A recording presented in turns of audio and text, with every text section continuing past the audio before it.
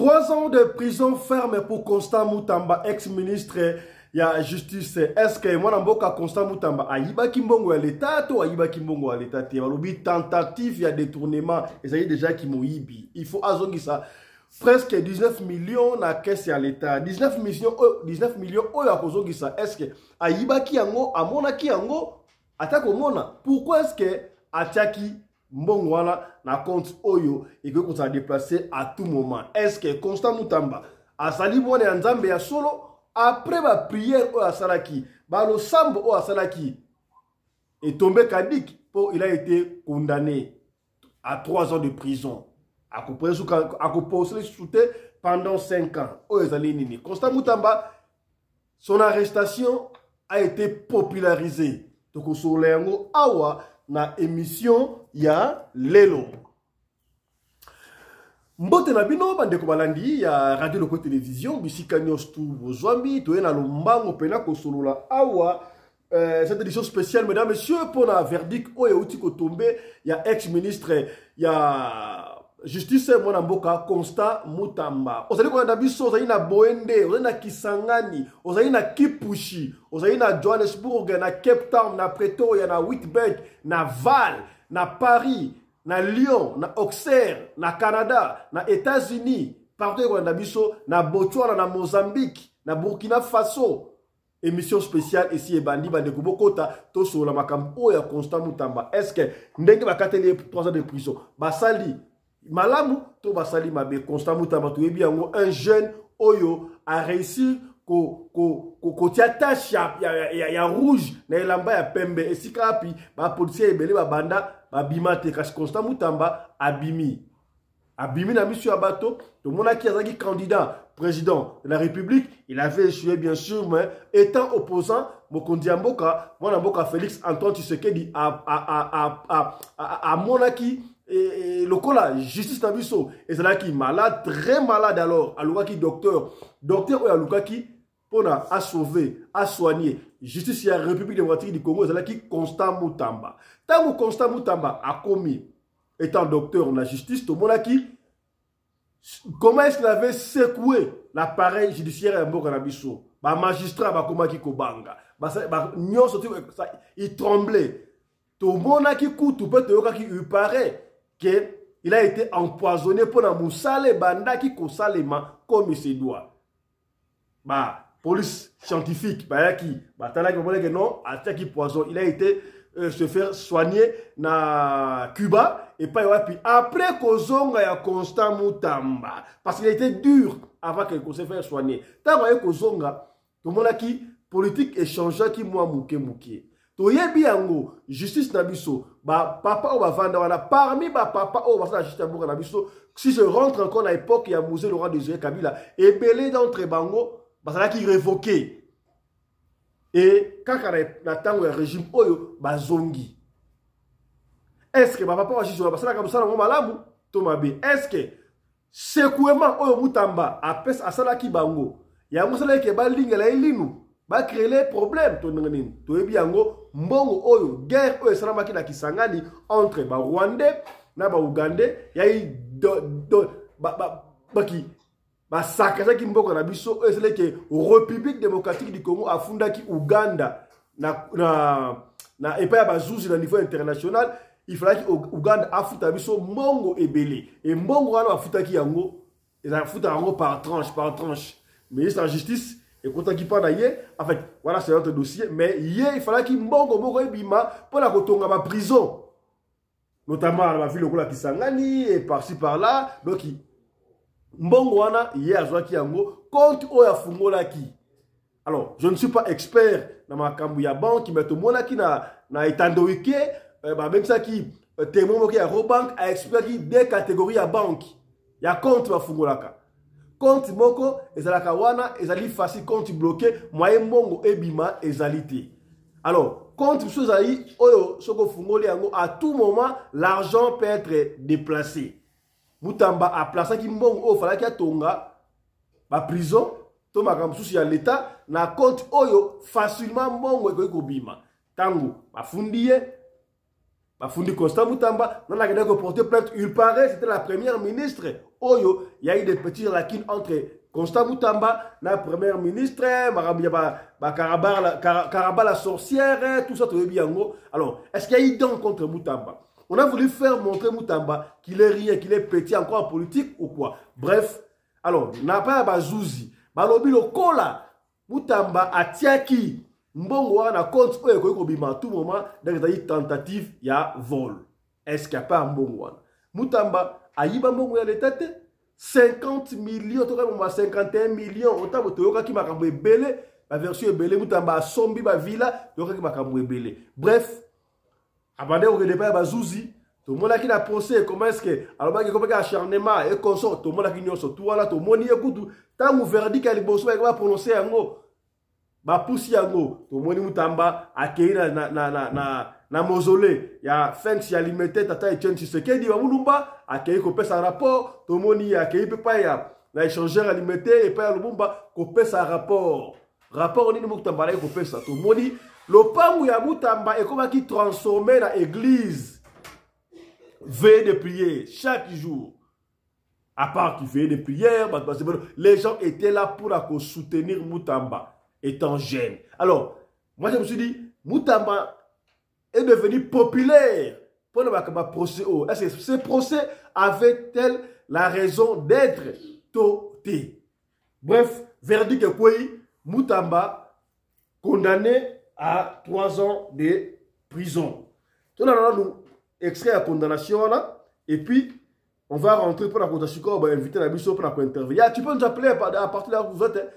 Le téléphone est ouvert, mais attendez d'abord les intervenants là-bas et puis pour intervenir. Suivons d'abord le verdict qu'il y a Moutamba. Suivons. Voilà.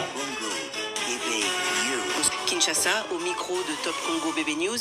Aujourd'hui, la justice congolaise vient de rendre son verdict dans l'affaire qui oppose Constant Moutamba, ancien ministre de la Justice, à la Cour de cassation. Le tribunal a condamné Constant Moutamba à 3 ans de prison ferme, sans possibilité de bénéficier de liberté provisoire. S'y ajoute une interdiction de se présenter à tout poste public pendant 5 ans, décision qui marque une rupture notable pour celui qui fut un homme politique prometteur. Pour le deniers publics mis en charge du premier Constant Moutamba, le condamne à 3 ans de travaux forcés. Prononce en autre compte sur lui les peines complémentaires ci-après. L'interdiction pour 5 ans après l'exécution de la peine du droit de vote et du droit d'éligibilité. L'interdiction d'accès aux fonctions publiques et pareil étatique transforme l'échelon. La privation du droit à la condamnation ou à la libération conditionnelle et à la réhabilitation. Ordonne la main levée de la saisie, la restitution de 19 900 000 $ américains et leur extourne dans le code numéro 051-020-010 24 84 54 01-28 par PSD intitulé Ministère de la Justice, V.C. Figaro couvert en le livre de la Roman. Le condamne aux frais d'instance. La Cour a ainsi jugé et prononcé à l'audience publique du 2 décembre 2025 à laquelle siège à l'audience publique du 2 septembre 2025 à laquelle siège le magistrat Kabassène Zembé Jacques, président de chambre, Kondeka Augustin, président, Canal et Samboura, Manassi Kousso Rayon de Bouillon,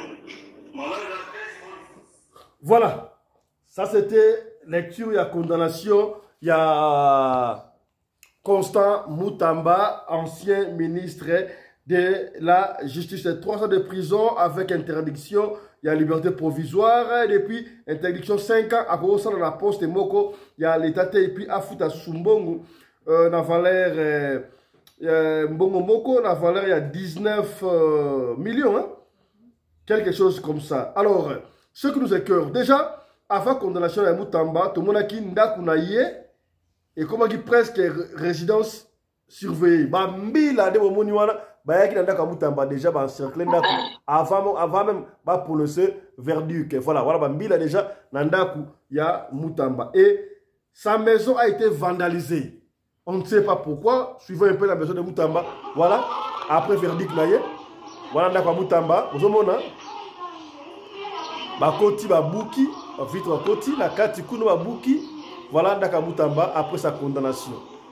Est-ce que condamnation ya Moutamba ezali juste to ezali injuste? Sur ce plateau, on a un analyste minene ya mboka na biso en ce qui concerne les politiques ya mboka na biso, les chutes de tout le monde azali wana batu ebele obo mesana ko yoka na ba voix. Alors le yambi lelo awa na radio lokole et télévision. Lui il s'appelle Morning Star. Morning Star, mbote na yo. Réaction na yo par rapport à la condamnation à 3 ans de prison, il y a Constant Moutamba. Est-ce que Constant Moutamba a yibaki te condamnation na ye?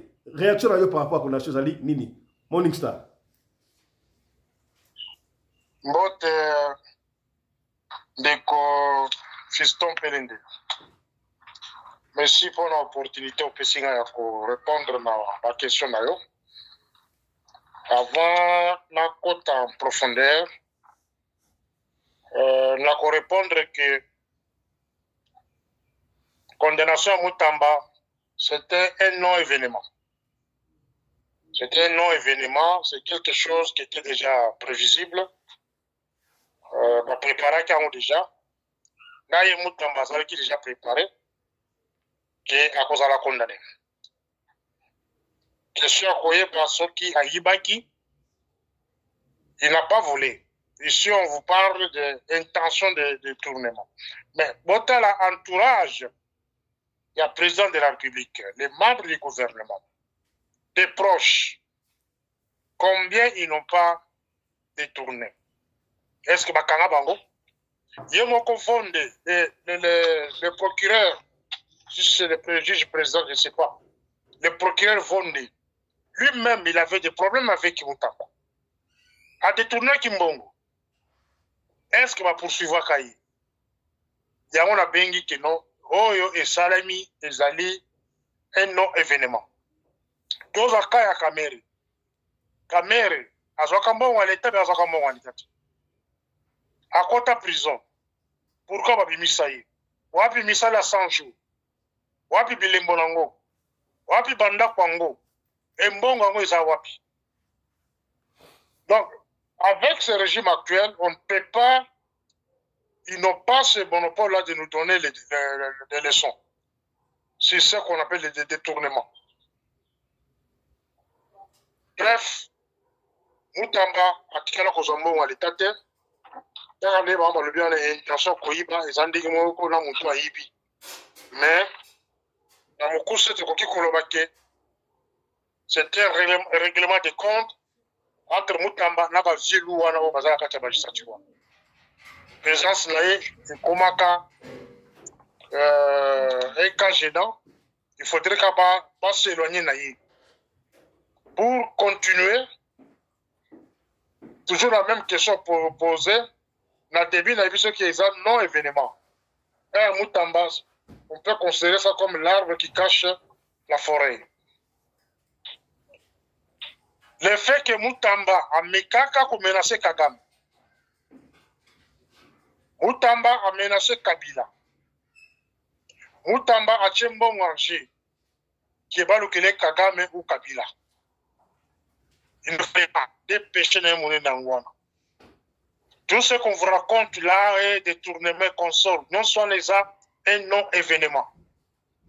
Le plus grand problème, Moutamba est allé toucher les patrons du Congo. Il ne fallait pas toucher Batubi Balewana. Quand vous touchez à Kabila, Kabila c'est Jean au Congo. Quand vous touchez à Kagame, le grand-père, Kagame contrôle le Congo à tous les niveaux.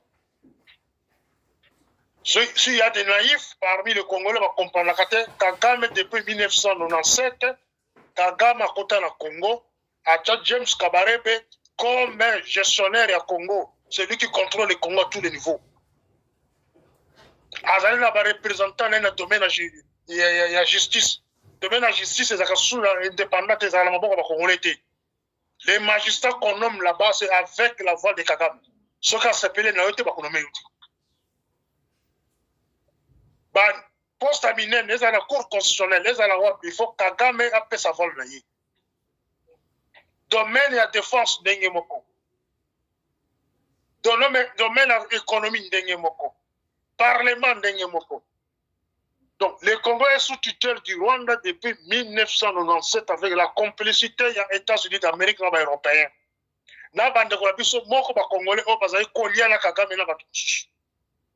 Ils vont vous parler de la démocratie et c'est des mensonges. Voilà. Mais est-ce que croyez-vous que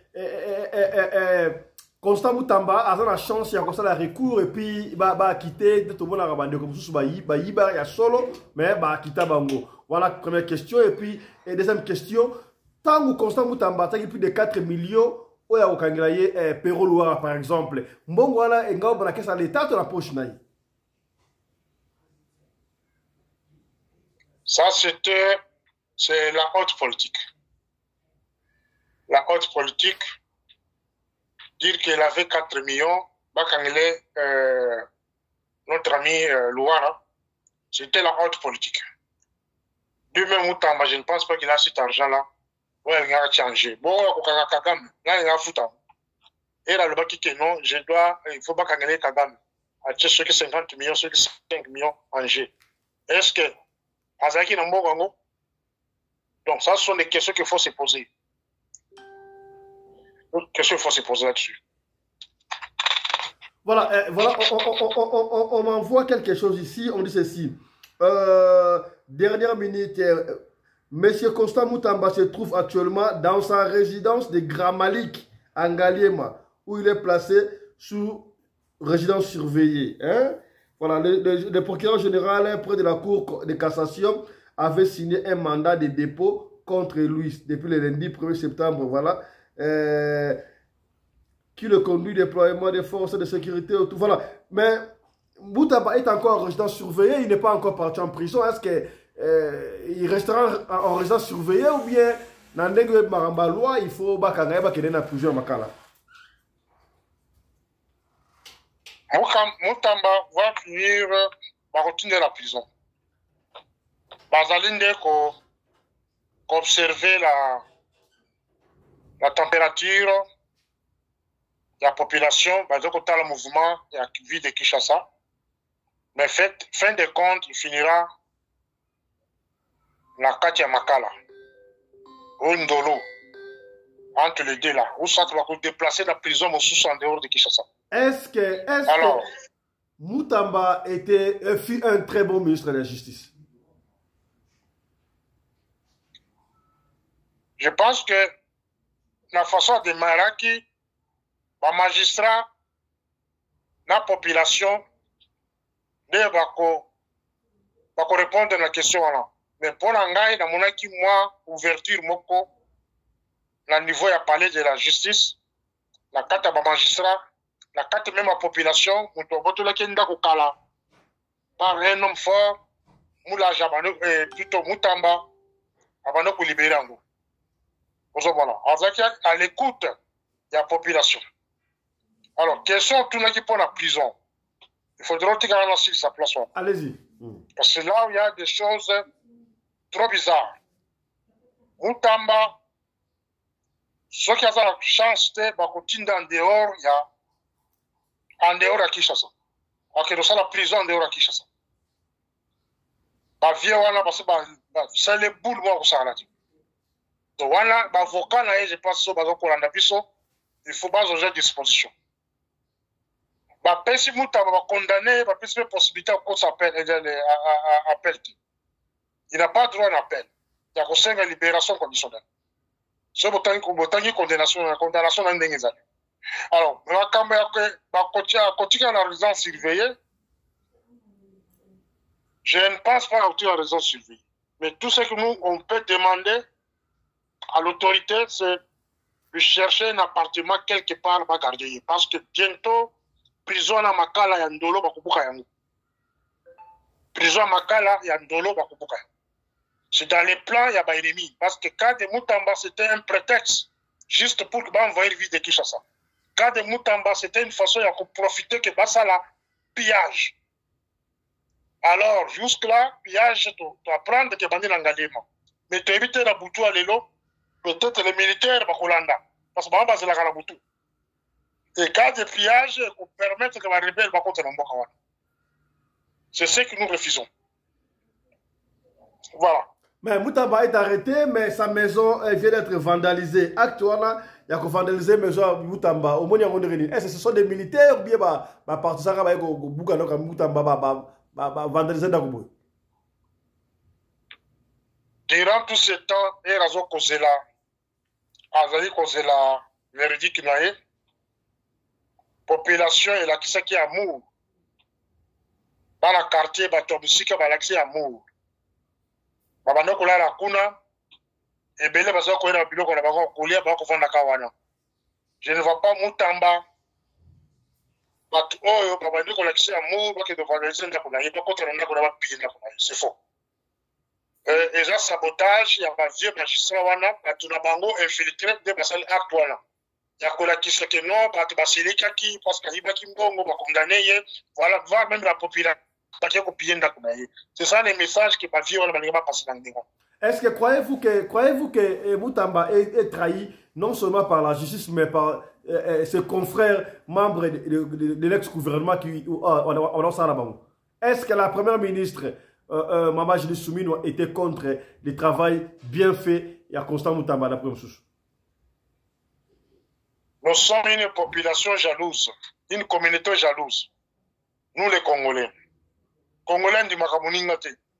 Premier ministre a coquille jamais à Zawana, mais depuis qu'il est là, ça le côté. La première ministre a coquille considère ça l'emboutillage. Une chose simple. Oh, Balingaki, Batia bat le confinement, même pendant une semaine, va penser les Cambodgiens, il y a embouteillage. Mais à coquille conseille la montée. Nzala, social, à coquille. Mais ce qui a mon ministre, un simple ministre. Il y a justice, alors qu'on s'en a exploit. À cause de la langue, à commis des chefs pour concurrent, n'a pas le Moutamba, mais n'a pas musique à la terre politique à pays. Moutamba a ennemi et belé, en commençant par le gouvernement. Azali a jaloux et belé, avant qu'on s'appelle insulté. Congo va lier Batomana Mouté, Congo aime le voleur, les Congo aiment les tueurs, les Congolais aiment Bato à Mapé, de Balingi. Est-ce que le chef de l'État peut... Bon, en fait, quand est-ce que le chef de l'État peut intervenir à Kaya-Moutamba, étant magistrat suprême? Il a un mot à dire dans la grâce présidentielle. Ceux qui a causé la estime sur Moutamba, à cause gracier, c'est la seule personne qui a le pouvoir de gracier, c'est le chef de l'État. Mais je ne le pense pas parce que l'arrestation de Moutamba est utile dans la Katanda. Oh. L'arrestation de Moutamba est utile dans la Katanda. Beta Biloko. Beta Biloko. Bongo, oye bandoko uta, niveau ya Uganda, pour la victime, bongo la bandoko transité, bandoko ya président de la République. Ya ONG moko, bonsi la bandoko géré dans son soin. Même bongo bandoko ele na Moutamba, voilà. Et si que ma communauté se bandit à partir de voilà, ces magistrats-là, ils ont eu la force. Il y a combien de témoins là, parce qu'ils ont la force à l'école. Bazali n'a pas trop, parce qu'on peut faire un ordre de Bossalebo. Voilà. Donc l'arrestation de Moutamba, d'après eux, est pas la première dame? Je pense que vous avez donné la réponse. Voilà, restez encore avec nous, Mwanamboka, Morning Star, restez encore avec nous, tous intervenants Moussoussou, pendant que aujourd'hui je suis Mouké, Yambi Ponabino, notre confrère Germain. Germain, bonsoir. Votre réaction par rapport à l'arrestation, verdict de quoi il y a Constant Moutamba, 3 ans de prison, sans pour autant, côté à recours, et sans pour autant, 5 ans au Bimba, à postuler la poste de publicité et à rembourser 19 millions. Est-ce qu'il y a 3 ans qui a monté? Germain, votre réaction? Ok, bonjour d'abord, mbote na balandinyo ya Radio Lokole. Ngai koma Fiston Pelenda ebisipino ngai komo nanga Germain Kaindo. Donc nazo intervenir awa, nazo pesa ba point de vue na ngai parce que effectivement naza congolais, naza na wana ya ko pesa point de vue na ngai. Alors, soki totali déjà profil ya Mutamba na ndenge akomi na justice, akomaki na justice, aza garçon moko aza na ba énergie mingi et puis aza na ba ambition politique, en tout cas chemin na ndenge akomaki na ti ko postuler na poste à président de la République, donc candidat à la présidence, et puis ti à se faufiler a commis ministre de la Justice. C'était un homme, en fin de compte, président de la République, a coupé sa confiance pour acquérir ezalaki ko gangrener nani na biso, donc justice na biso. Alors arrestation na ye lelo pona nini ba arrêté et puis condamnation na ye ezali eloko moko biso ba congolais photo ye bakananu ko respecter eloko moko otolo to bengaka mobeko eza mibeko ekoki kozala instrumentalisé parce que eza na volet mibale awa, eza na volet politique na eza na volet de droit. Na volet de droit na ko expliquer bino yango ndenge nini place nini singekanga ki. Na volet politique ezali ba déclaration na ye, engouement na ye wana, fougue na ye wana ezalaki kotinda ye asala musala na ye malamu. Il a fallu que azala populaire comme dans le système na biso ya mboka na biso. Tango ba nommé yo na ministre omona kabino nyonso ba ministre balinga kosala ba makelele, balinga koloba ke no bango nde mutu bakoya kobongisa musala oyo bapesi bango. Ba ezalaka na mwa populisme moko ya mingi bozalaki exemple typique otala na gouvernement oyo ba gouvernement nyonso presque oyo elekaka okomona ba ministre soki ba nommé bango bakusala makelele ngai nde na kwa kobongisa ba nzela ngai nde mobikisi ba warrior ainsi de suite. Dans ce volet politique Mutamba akometraki ba erreur moi ebele selon moi na kokende kosimba ba place oyo ibasimba kate. Morning Star alobi na yo awa keno asimbaki ba batureti ba Kagame, asimbaki ba tumo ba déclaration envers le Kagame, envers l'ancien président de la République, na ba juge, il y a ministère, il y a justice. Il a fait un peu de populisme dans sens wana côté kuna en tout cas akomaki lisusu te apprécier na batu oyo basimbi justice na mboka na surtout ba juge. Vous voulez dire que pour ne pas vous couper la parole, Constant Mutamba est allé trop vite en besogne. Akimi Mbangu. Akima Kimbangu mingi na côté ya politique. Si angwana volet asiko ya musala na ndenge abandeko déjà kosala ba réforme na ndenge ya musala on peut l'apprécier parce que ezana ba mwa réforme abandeko entamé na ndenge ya musala.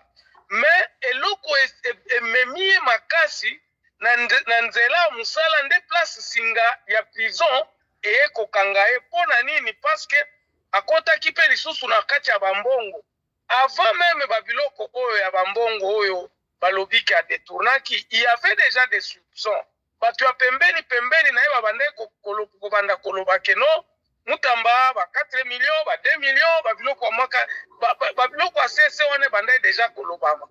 Alors soki tokei na mbeba o bakangeli ye lelo na côté ya justice tokoki koloba ezata na ata ba avocat na ye bazangaki kutu moyen ko défendre ye mais babandeka koloba na ndenge ba avocat bazolobaka mais les faits ont été établis que abimisaki mbongo o esengeli atindika ngo na place o esengeli te déjà wana ezali détournement awa na koyebisa na bakongolais nyonso détournement eza volté eloko pe pesi batukanga confrère olobi bandi eloko olobi détournement eza volté bandi eloko wana détournement ya mbongo ezali volté soki ozwi eza kodéplace mbongo na esika ezali otindika yango na esika mosusu oyo esengeli te c'est-à-dire kimoyibi eza nanu wana te.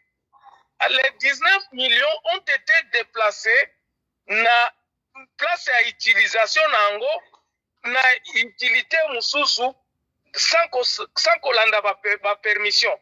et puis eloko mosusu mpe ekangi ezali ke place oyo mbongo efale kende erespectaki banorme te nde place wana yango wana nde bakangeli ye me koloba ke mbongo ayibi 19 million te ayibaki 19 million te mbongo ezali nango na kati ya banke me bamonaki keno mbongo oyo ntango ye apesi permission ke mbongo ekende na compte mosusu balandeli na bakonte wana baentreprise wana ya koyebana te elandaki norme te alors baavoka na ye bakokaki mpe badefandaki ye c'est pour cela que bomoni même peine bapesi ye oyo ya 3 ans ezali aussi grâce ya baavoka na ye oyo babundaki kolakisa ministère public ke non mutu oyo ayibi mbongo te puis ezalaki na mwa bakokoso peut-être administrative. Mais Soka ayibi mbongo te, confrère Germain, ayibi mbongo te, pourquoi est-ce qu'on demande de rembourser 19 millions quelque chose là? Parce que mbongo ezali. Non, balobi mbongo ekozonga na place oyo esengelaki.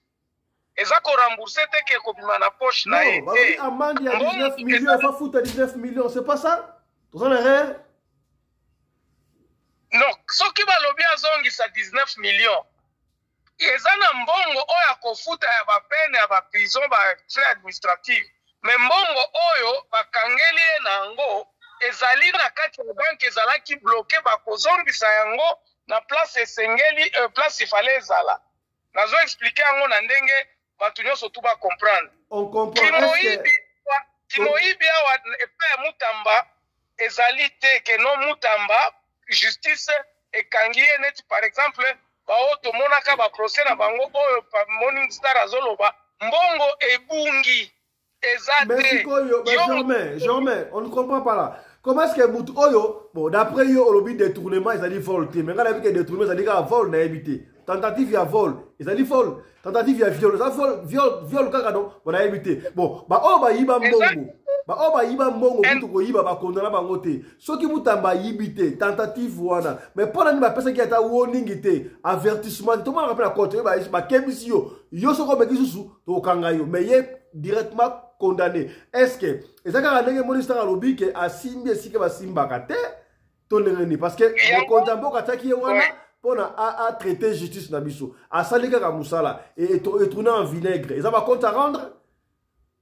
Exactement, c'est pour cela que ils ont deux volets politiques na ya musala. Na côté politique, batu babande kozela ya sala ere. Et puis ils en ont profité. Du côté politique, c'est comme cela que eza komona na keno eza acharnement parce que batu oyo bayi ba emona na kalisusu te, bakena procès l'état récupérant mbongo te, batu wana bazali bakangama babimisa bango mais mutu oyo asali tentative ya koyiba mpe mbongo ezali omoni mbongo ezali nango meza tentative intention ya vol epuis eza prouve ke non elingaki ebima soki tokebaka te mbongo wana po tolingai emonana te eza tentative. Est-ce que d'après yo analyste politique croyez-vous que alors ezali na deux mesures oyo eza 2 poids 2 mesures nde eza kodescrédibilize kutu justice na biso ya koloba keno lolenge nini bato mosusu bayibaka mpenza koyiba mais oyo moto aza na intention kaka ya koyiba bokangi ye c'est ça justement malade oyo kaka justice toza nango ti lelo oyo eza kosexplike keno bamotivation ekoki kozala mingi ekoki kouta mingi côté politique c'est-à-dire que ba politicien bakanda wana abandaki komenase bango oyo aza koakize boye akoarete Kagame akosala boye populisme wana esali ke batu wana akomaki na baennemi mingi na côté ya politique. Croyez-vous que un procès oyo et rendre Mutamba encore populaire makasi to et réduire carrière na politique? Ngana banzi ke ekozala na attitude na ye moko attitude oyo akozwa a accepter nani oyo verdict oyo andima yango akende kaka ali abungule wana na prison 3 ans eza mingi te 5 ans wana pe ekoleka azana nu jeune c'est-à-dire à peu près ba 8 ans akozonga me bato bakokanisaka maloba na ye badiscours na ye oyo abandaki koloba oyo esalaki ye populaire ya kokondane babiloko oyo par exemple ntango azoloba il faut changer la classe politique il faut kopinir bato bakose souvenaka na maloba na ye mingi. Alors attitude na ye soki avandi calme aza kosenrichir na kuna place azali a s'enrichir plus tard kokokanisaka Mutamba wana tangu akoya kopose bacandidature après koexpire bapene na ye akoki kozala na chance ya korécupere nani pouvoir wana populisme na ye wana po propulser carrière na ye politique. Merci beaucoup. Donc ekosenga attitude na ye na kati ya boloko ndenge nini akose comporter et ndenge nini akokontinue supporter peine oyo bakangeli ye. Eza nango gravité. Merci beaucoup, Germain. Reste encore avec nous. Mon ami personnel, le commandant congolais Anderson de Djobour, condamnation 3 ans de prison. Il y a Constant Mutamba. Réaction à yo. Est-ce que il a dit moi na banda qui m'abe, moi na soubeli courant, il a mérité au Lukaki, il a acharnement, il mérite d'être condamné 3 ans. Voilà. Le sac au moins en boca fiston Pelende de Tata et Sadek, le patron de la presse congolaise en Afrique du Sud. Mbote na mama Rina Pelende, mama Oyo Akabaka, koleka mama Denise Nyakero, pe koleka mama Olive Lembe. Mbote na ngai na mon ami Morning Star, le sac on est prêteur Yesiga Pio Vandi, mbote na papa Germain. Bandeko, mbote papa Germain. Baye kolanda biso vraiment justice na biso ezali justice ya badongolo misu bato oyo basila soni mais il fallait kaka messe ezala dite lelo. Pourquoi? Parce que kaban oyo basalelaki Mutamba ezali tellement makasi ke moyen bima na kabalo wana ezali te. Ozwi bato oyo basangani basali likopala bango pona ko nuire na Mutamba ezalaki pasi abima na yango. Ya liboso nanu toza ko soulever wake ndeko na biso Mutamba atambolaki mabe quelque part wapi na masolo ya mbongo. Mutamba de soi nga za ko mitu nga mais Mutamba oyo ayina ba logique ebele ndenge nini aya kokota na COP na société oyo parmi actionnaires na bango ezali na mutu lokola ya Willy Musheni oyo ayebani na misala ya bato ya maboko milayi baki kutana na Mutamba. Il est introuvable ya Willy Musheni. Introuvable bazo eta na minute ne procès katami boya siko to banomona ye mais avant procès katama azalaki porté disparu ne olubia non bayo expliquer nga bité Mutamba tango aye la pouvoir alingaki asala makambo de façon que akoya na ndeba te akende okutana na Gilles Alingeti atuna ya pese ba conseil Gilles Alingeti nde mutu amemela ye masolo ya compagnie wana ya Willy Musheni tale sika wapi mpazali ko banga ba kusimba courant mais ni papa la goma lataki ya kanzaki ko protéger ils ont na sete na kati wana tete système invisible au zayo ko na Congo wana sete na ememi courant na ko kangisa Mutamba. Alors Mutamba condamné 3 ans de prison. Ezali malamu to ezali mabe. Ezali vraiment mabe makasi parce que oyo justice asali lelo ezali ko la service vraiment que non président de la République tant le bras na biso que non la justice est malade lelo to ndimi en pena que justice ezali malade. Pourquoi nous disons ça? Batu bayibi mbongo na Congo wana bakangama te. Batu balia mbongo ya leta na Congo wana bakangama te. Mais tala badongolo bisu oyo bazangi koyoka soni ya kokondane Mutamba. Déjà tango komi procès mutu oyo fo bino bosambisa botindi basoda baya kozwa na 3h du matin mais matata mponyo batikala kotinda jamais bato bazwa na 3h du matin.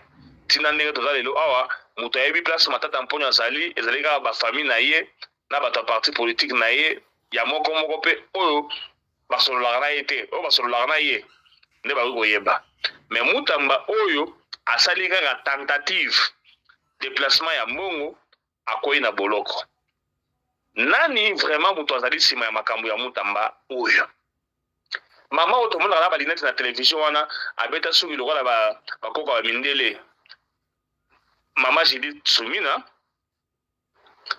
alakisi biso motema mabe na ye vraiment ndenge azali nandimi makambo balobake non soko omoni mwasi akomi na politique yebake mwasi wana aza différente na ndoki te ezali epai ya mama Sumina bakutana na podium na Constant Mutamba na ba excès de zèle na ye ayebisi population ke nazo kosola détournement kosola moyibi ya mbongo ezali awa mama Judith ada suka ya fara bona miso batu azela kutu teke bakita na podium na plateau du bien na nini pour attaquer Mutamba sur place wana ada suka afasha tala complot côté outil na ba procureur oyo d'après l'analyse balobi boy Mutamba a informé à madame wana parce que c'est la dame là qui a saisi la justice.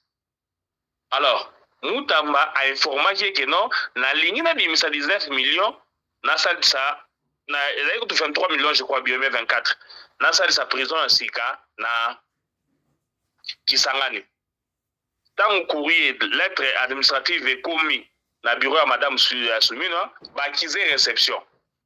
Alors tant bakize réception yé avant de yango poussin abi ata de maye ya Mutamba aza kolandela dossier na ndenga kindoki na ndenga kitsweki Mutamba tellement ezali une lettre officielle ayebi que la loi congolaise dit ceux qui saisir autorité et que 10 jours eleki à répondre au té c'est que andimi demande na yo Mutamba azui yango na sens wana que madame Judith Sumina ndenge à répondre ete na lettre na ye c'est que a approuvé makambo wana.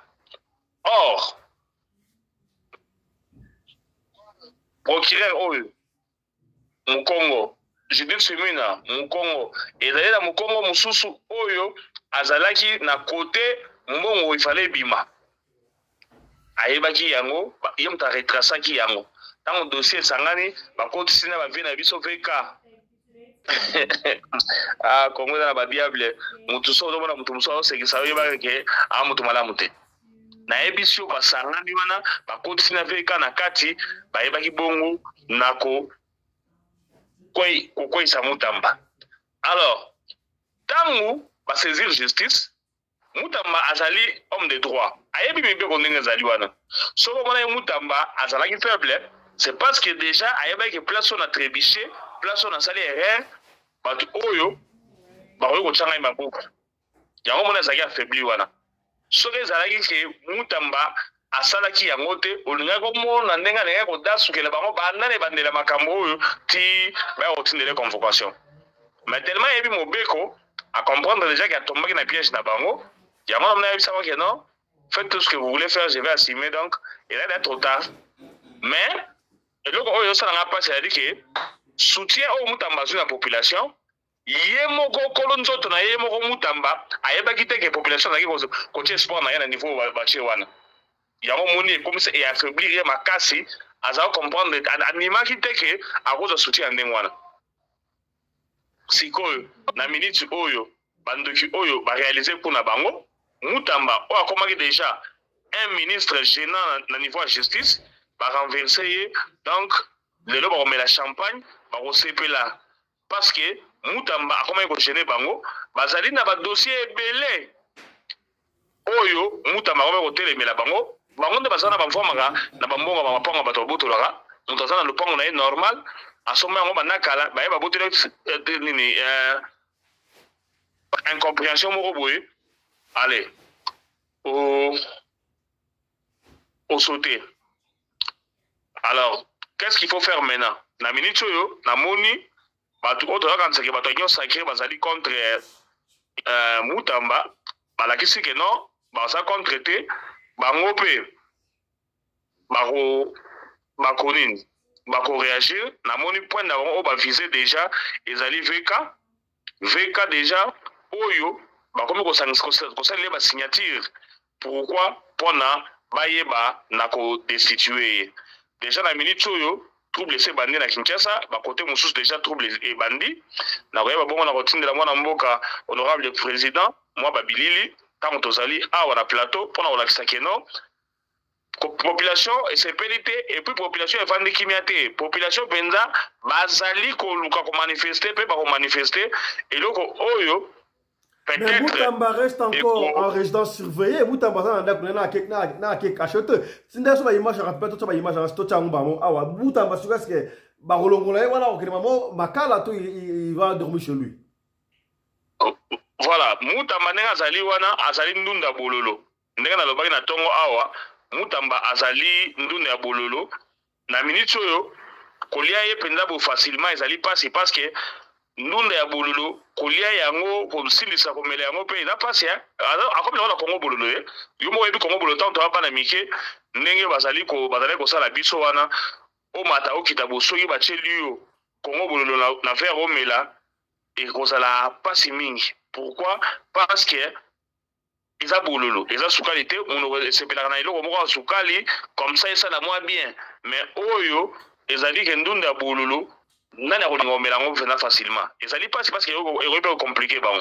Alors qui est au président de la République pendant ngai président il fallait aye bandenge ne hotel le kambo bien avant tout comme à niveau tout comme na yango te Kinshasa ndenge ezala kana ezala mboka ya bato bachisaka toujours na ba comment je dirais na ba émotion hein okoma na pe boye ti tongo etana lobi boye dege makasi ndenge se bandi boye tokola mukape lobi botola muki na yango et continuer pe police ayo contenir yango te mabe koti. Est-ce que Bajiji ou Bazali vraiment kaka na besoin au Kangamutamba pour la que non Bazali Bajiji? Non, je dirais non. Pourquoi? Parce que tentative de voler les alliés mais il n'a pas volé. Or, Bangomo Bajiji wana baza komi reprocher na makambo belé o Mutamba koma yiko sala kola kisebe wango te non a bozo sala mabe a bozo sala malamu bozo continuer sala malamu bozo ko sala mabe ba sepela kité. Yango na siko na minute oyo total la nous 24 heures oyo banda lelo na minute ndenge verdict euti kokoya ti total na lobby soki ozala ndenge nini mais na moni pe kuna na ma député ya union sacrée bazala disco courage bakomi ko signer pétition pour na redestituer Vital Kamerhe malgré les facilités mais c'est faisable. Merci beaucoup. Voilà, merci beaucoup, honorable commandant congolais de Djebou. Restez avec nous pour les mots de la fin. Voilà, on va finir avec vous, Mwana Mboka Morning Star.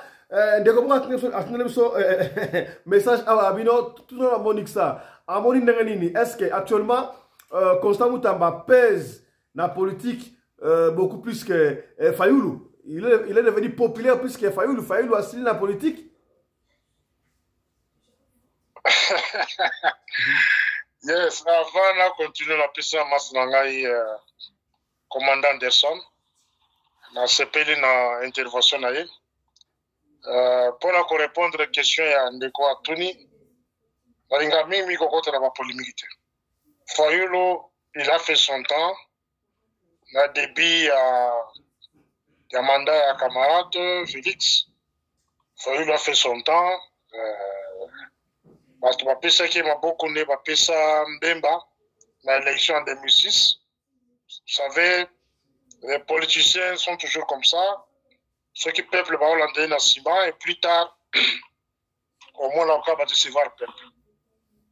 Il y a eu des soupçons gauche-droite, même le changement de langage de Fayoulou.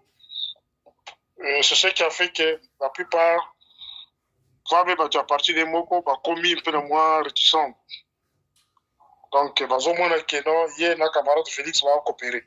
Bon, nous n'avons pas de preuves, mais comportement de va juger. Bon, ce qui a coopéré de crédibilité ou bien popularité d'ailleurs, c'est sur base et en relation avec un camarade de Félix. Dans ce sens-là.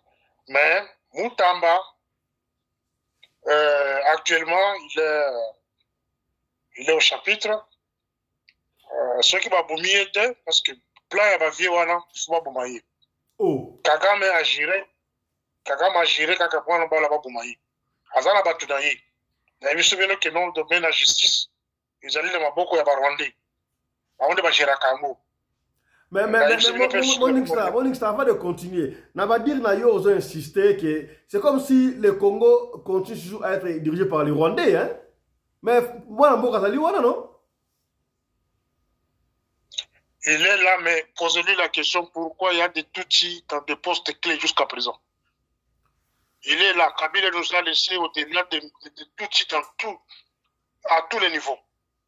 Kabila a continué Tutsis dans l'armée partout. Mais il est là, moi, en Boka. Et qu'est-ce qu'il a fait avec ces Tutsis-là? Il a renforcé Bango.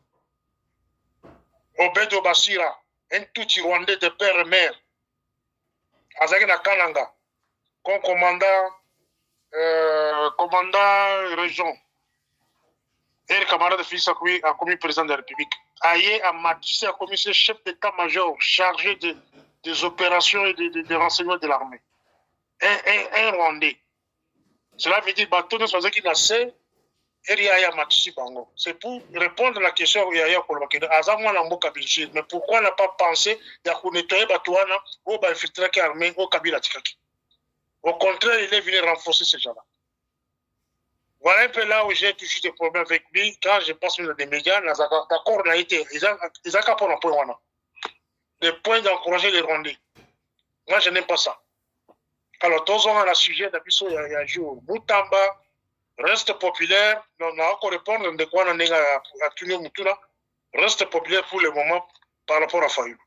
Le peuple pensait à Moutamba qu'il peut y avoir un changement un jour. Voilà. Voilà, les peuples déçus. Une dernière question pour vous. On va terminer avec vous. Il nous reste 5 minutes seulement dans ce studio. Est-ce que Lambo, il y a Bishop Tchatumba, Nengebazo, Bambelango Batou, est-ce qu'il y a finalement un naturel, il est tué par quelqu'un? Vous avez une source? Suspecté là. Bon, Bazolo et Paya. Parce que lui, il avait réussi à rejoindre la poteau déjà, même tout, à rappeler qu'il y a Kishasa, le président de l'Assemblée nationale, moi, Namboka Vital Kamere, on a dit président Paya Partinaï. Est-ce que, c'est comme si lui, il y a mais il a intervenu à Souka avant qu'il y ait un problème. Ce qui est conseillé, je ne sais pas. Je le pose la Cassia. Est-ce que vous avez une source sûre pour la décès à Tchatumba? Si j'étais le procureur général,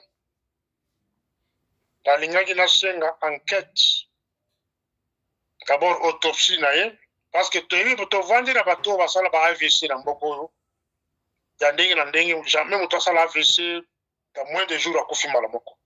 Na état naé, nandinga banoko loba l'interview to landaki à Souka, azalaki makasi.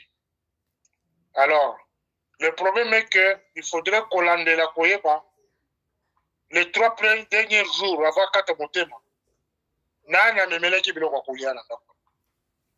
Parce que pour le moment, Namboka wana bazokuluka ba distraction minene, ba luka ba événement minene pour garder la population de la carte de distraction. Donc il faudrait qu'on mamutuloko la Tchatumba wana juste pour créer certaines histoires dans le milieu congolais. Et c'est arrivé déjà. Il faut qu'on y ait banane va visiter hier, baïla kenini, alia kenini. Ça sont des questions qu'il faut poser dans bana ou yaye bazaki naye dans le dernier moment. Voilà. Kamere va tuer Tchatumba. Pour quelle raison? Point d'interrogation. Boji et même Boji, accompagné pour la ligne, point d'interrogation. Mais il faut ce qu'on compte là. Tchatumba. Akela kosa na bakamere. Azala na bamboji. Azala na IRC. Bazala ba secret na bango ya kati ya ndako. Peut-être parmi bango, je ne confirme rien. Ba Monique Mouto il faut qu'on cheville. Parce qu'ils ont ba négligent qui est. Ba négligent qui est ba ticket. Négligence sont de la qui que ba bango vous allez le voir comme là.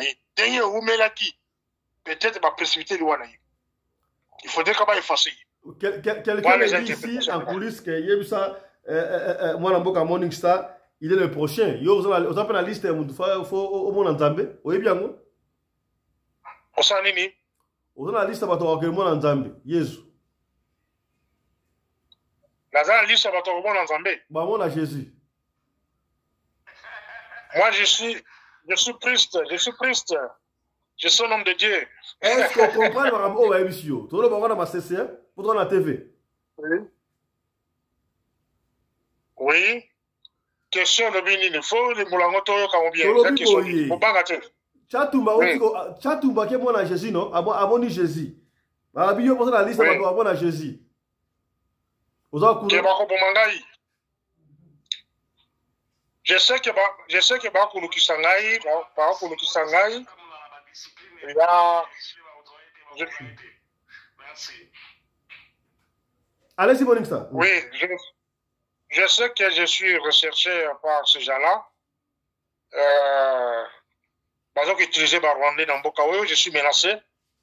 Quand on est au Lobiwana, mais la mort et la vie, ils ont un pouvoir en Zambie. C'est Dieu seul qui peut donner la dernière décision. Si Dieu le permet qu'un jour que je quitte ce monde, je vais quitter ce monde. Est-ce que votre franc-parler, et vous avez saluté franc-parler de qui m'a cassé? Oui, ceux qui t'ont habité, par un bakoloba. Ceux qui sont les qui n'a pas radio la bino boye, radio le collègue que je respecte beaucoup. Toi, la Kibino, que notre camarade Félix, ce n'est pas lui qui gère le Congo. Le Congo est géré par sa femme et la famille de sa femme. Est-ce qu'on a des infractions? Les infractions, tu peux démontrer en gros. Pourquoi dans des postes clés, il n'y a que des Tutsis rwandais qui dirigent ça? Par exemple, aujourd'hui, on a donné la banque centrale à un Tutsi déguisé au Congo. Et tout ça, tout le bangote. Là-bas, axe clé, non, c'est armé. Il n'y a que des Tutsis là-bas. Tout le bangote, papa. Hein? Responsable de la sécurité, Baza incapable à dénoncer ce qui se passe au Congo. Pourquoi Baza ne Koban qui va comme Bango? Alors, quand on dénonce ça, non, même si vous tuez, les vieux honorés Mbadaba Koufa. Mais après, le Wana Bango, ils sont obémis. Ils sont personnes qui vont se faire on les capte parce que la lutte continue. Voilà. Voilà, dès qu'on a un message à Morning Star, force à toi, courage. Na ba intervention na yo alingaka yo mingi et puis ba te bele bana bazana sima na yo ba te bidona ba mutamba ba aligner moko. Force à toi de connaître le bien. Amen. Voilà. Amen. Ça, vous avez quelque chose à ajouter? On va terminer avec vous. Vous avez quelque chose à ajouter? Oui, je salue seulement les Congolais, surtout à vie de Kinshasa. Basa l'attention, va se livrer à l'acte de pillage. Parce que Mongo a des gens zinga, baza la Braza, baza partout, baza côté dans Bokawana, bazali kozela kaka ba événement au Salema pour que baba na ba pillage, baboka ba prison, baboto la Kinshasa, so baboto la Kinshasa bana kin boko souffrir mingi. Boko tika la jamais pour vivre na ba Rwandais na Bokawana, ils a passé. Donc bon permettre que bazo na Bokawana. C'est ça les messages à soukana na pisa. Merci. Merci beaucoup, mon Star. Il nous reste 2 minutes au studio ici. La régime est fait Jacine. Voilà. Je remets 1 minute. Mot de la fin. On va finir par rapport à tout ce que nous on a dit ici. Bien sûr, la politique est au Pakistan. 1 minute. Hein? Oui, Nalingai Kana essaie un peu d'encourager le peuple congolais. Nyonso. Tozala na espoir que mboka na biso ekolongwa na mbilinga toza nango. Iloka ngana kolinga batu bacha na mitu na bango ifo tosangana dialogue wana to préparer ango malamu. To préparer ango malamu tangu président koya koloba keno andimi dialogue banda kosalema tozalaka deja na mwa idée nini oyo tokoki ko mettre en place pour to bare nzela na banguna nyonso ya Congo na kosangana na boyokani ya bakongole po tobongisa mboka wa malamu eza mboka na biso tokoki kotika yango na maboko ya bato mosusu te mboka wana soki tolingi bakoko na biso baya kovanda nango bien il faut tobongisa yango sikoyo donc unité nationale na cohésion nationale eza très très important il faut totia yango na mutuke tokotiaka armée ya malamu te service ya malamu te sécurité ya malamu te ou bien développement ya mboka na biso malamu te soki unité nationale na cohésion nationale ezali te il faut tosala nyonso tu tosangisa makanisi na biso pour que tozala na mobeko likonzi oyo biso nyonso tokondima babiloko nyonso ebanda okende ensemble donc courage au peuple congolais ne nous laissez pas faire mutu te abangisa biso mboko eza mboka ya Tshisekedi te mboko eza mboka ya Germain te mboko eza ya batu nyonso eza ya baluba te eza mboka ya banande te eza banani te eza mboka ya bakongole nyonso tovandi nango likambo ya gestion ya mboka nde eza komemela biso babiloko oyo tovanda ensemble tokalkile ndenge nini tokogere mboka na biso. Merci beaucoup papa Fiston na opportunité opesi ngai naleka na media. En tout cas, commandant Anderson, merci en tout cas. Mbote Elsusu, donc bonne soirée na Morning Star. Tomonani donc na Mbalasima. Merci beaucoup, notre confrère Germain. Je vous conseille d'aller vous abonner aussi dans la chaîne YouTube. Vous n'avez pas besoin d'analyse politique. Très bien. On va finir avec vous, mon ami personnel et le commandant congolais Anderson de Djobour. Allez, Malobana Souka, commandant, une minute.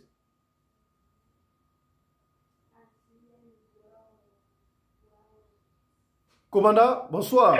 Malbasouka. Vraiment, merci beaucoup, honorable président. Nous avons aussi la jeunesse congolaise. La Kinshasa a le courage. Parce la démonstration de force.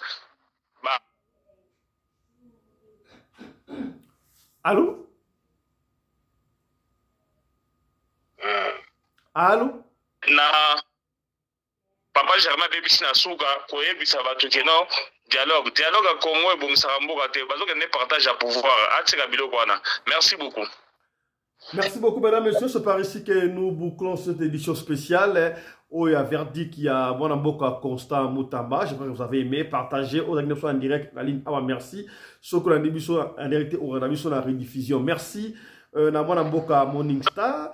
L'intervention est très noble, très sage et puissant aussi. Merci l'intervention. Il y a Mwanamboka Germain. Merci aussi l'intervention, mon ami personnel, le commandant congolais Anderson de Djobour. On se retrouve demain matin avec un autre numéro de l'émission Radio Le Collet et Masolo sur votre chaîne Radio Le Collet Télévision. D'ici là, portez-vous bien. Santé de fer à tous. Chap chap et tchara.